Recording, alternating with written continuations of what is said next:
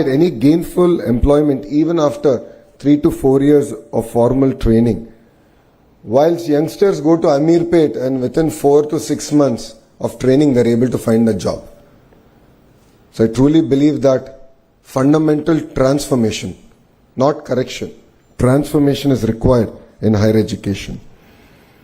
We must move from degree acquisition to skill activation. We can draw a lot of examples from across the world.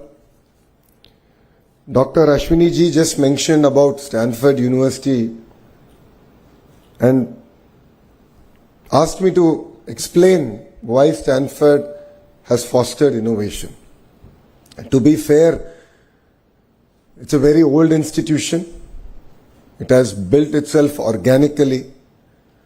But the most important thing is the ability of the institution to transform itself, to adapt to changes around itself. And when I went to Stanford, I was part of the old curriculum at the Graduate School of Business. I was literally the last batch of the old curriculum. And Brahmni, my wife, is also Stanford MBA. She was part of the new curriculum. And there's so much of sea change between the curriculum, the approach, that even universities have to start transforming themselves. Otherwise, they become irrelevant. Professor Ratnaji just mentioned about public universities. So that is my concern. Public universities also should transform themselves. They should be led by best in industry to drive changes. Only then will they also be relevant in higher education. There is always a persistent gap between, academia and industry.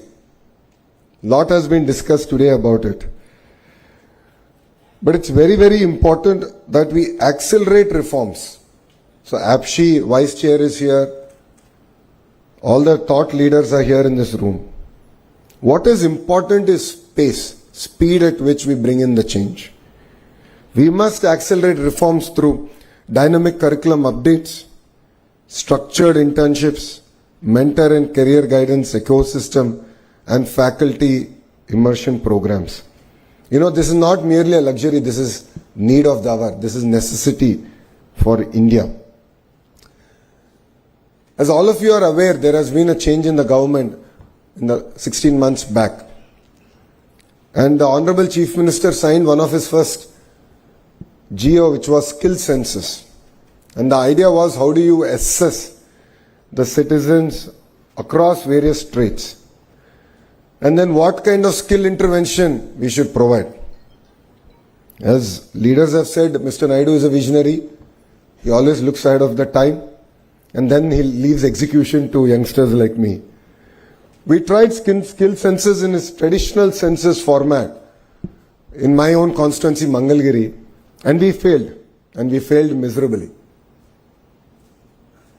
We were unable to assess across the various traits that today people are gainfully employed. And that is where we have just launched an initiative called Naipunyam. And Naipunyam is not merely a supply-demand aggregator of jobs, but it is a platform to assess skills across any trait available. And that is where AI has really come to help us. So you're an AC mechanic or a two-wheeler mechanic to an AI engineer, you will be assessed using AI, and we will be able to give you clear skill interventions, including training, so on and so forth, to help you upgrade. Our youth is globally recognized for their adaptability, discipline. And to be fair, Andhra Pradesh has led the revolution of IT from the front. And that is why if you look at all the major global institutes and companies are all headed by people from the 2 Telugu-speaking states. We have great institutions now in Andhra Pradesh, including WIT, the IIT Tirupati, IIM Visakhapatnam, and of course our public universities are going through their own transformative phases. But what makes it even more exciting is Andhra Pradesh has positioned itself for the next generation of jobs, next generation of startups. It could be in data, it could be in quantum, it could be in innovation. Andhra Pradesh will lead from the front. Drawing from the inspiration of our Honorable Prime Minister, we have created our own vision 2047 called Swarnandhra. It is to achieve a $2.4 trillion economy here in Andhra Pradesh by 2047. And to all the youngsters here, because you will definitely see this vision happen, you will see 2047. Take it from me, we won't need that much time here in Andhra Pradesh to deliver our target. I believe that there are 5 transformation pillars that are very, very important for us to achieve it. One is curriculum to careers. It's very, very important to shift from textbook learning to competency-based problem-solving education. And every syllabus must be co-designed by industry to be measured against employability outcomes. Professor Ratnaji explained that industry apathy is there. I don't necessarily agree with her. The titans of industry have very limited time. We as a state have to be proactive. We have to deliver on the speed. We shouldn't waste their time. Only then will they be willing to invest time to help us transform our entire curriculum. So APSHI should work even harder than they are, including the chairperson, to involve the industry in terms of bringing in the requirements, changes to the curriculum. Research and innovation is the second pillar. Each university COE must host incubators, patents and startup hubs. It's very, very important that we also tie up with other global universities. I've had an opportunity to be to Australia. Recently I visited quite a few universities in a very short time I was there. It's fascinating to see the kind of research that's happening there and how each university over a period of time has developed deep understanding and deep research in a sector.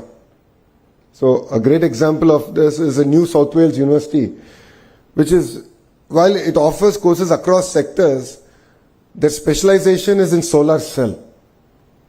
And I saw a 10,000 square feet rapid prototyping center, which was quite inspiring. And we are going to bring it to IIT Tirupati. We're already in touch with them to sort of look at how can we now bring collaboration between industry, academia and research together. So I think this is very, very important for all of us to work. The third pillar is our digital future skills. AI, quantum, semiconductors, green tech, robotics are here. But as Selvam ji has said, please don't outsource your creative thinking to ChatGPT or Gemini. While trivial tasks, we can use it. To be fair, please don't replace your creative thinking or critical analytical thinking using ChatGPT or AI tools. Internationalization is something that was discussed threadbare. It is very important to have tie-ups with global institutions because what they offer is exposure. What they offer is alternative thinking. This, I believe, is very, very important if India has to deliver on its $30 trillion mission. Inclusivity and regional balance is the other very, very important subject, and this is something very core to the heart of this administration. While Amravati is our capital and there's a lot of work, I'm sure all of you would appreciate, now that rains have subsided and we are able to restart all the works here in Amravati. But for us, all regions and all parts of the states are equally important. But what we have done is a very focused clusterization. So if you look at Anantapur, it's the automotive hub. Kurnool is the renewable energy hub. There's a lot of cement manufacturing coming in that zone because they have limestone. Electronics manufacturing is coming between Kadapa and Chittoor. A lot of work is happening in compressed biogas in Prakasam district. Erstwhile Nellore district is already diversified. All of you will be surprised to know 50% of India's air conditioning is manufactured here in Andhra Pradesh. We've signed with LG, Daikin and Blue Star. We're going to take this to 70%. Imagine one cluster, 70% of India's air conditioning is going to come. Compressed biogas, as I said, in Prakasam. Here in Krishna Guntur is capital. We have quantum now coming and we have few other industries coming here. East-West Godavari districts are exceptionally well known for their fisheries and we're working hard to take that forward. North Andhra is going through its own transformation. It's going to be a $1 trillion ecosystem, starting with a pharma hub, chemical hub, medical devices manufacturing hub. to a steel city. I thought we'll be building one new steel city. It looks like we're going to build two new steel cities in Visakhapatnam. And the entire data ecosystem, IT ecosystem that's getting built out there. Why am I sharing this with you is we believe in the power of vertical and horizontal integration in each of these clusters. So let me take an example of your mobile phone. All of you are taking pictures, so I thought that was apt. You have a screen, you have a camera, you have a camera lens, you have a lithium-ion battery in it, you have a haptic engine in it. All these are roughly manufactured by about 1,000 suppliers. And our vision here in the state is to bring these 1,000 suppliers to that cluster and build a thriving ecosystem. So looking at it from an end-to-end perspective, that's what I call verticalization. And horizontal is where my department, HRD, comes in. Curriculum, skill development, testing of equipment, and third thing is certification of this equipment. So when I met the Blue Star leadership, they said we manufacture 50% of India's air conditioning, but if I have to get a heat pump certified, I have to send it all the way to Germany. And why is that the case? Why are they not here?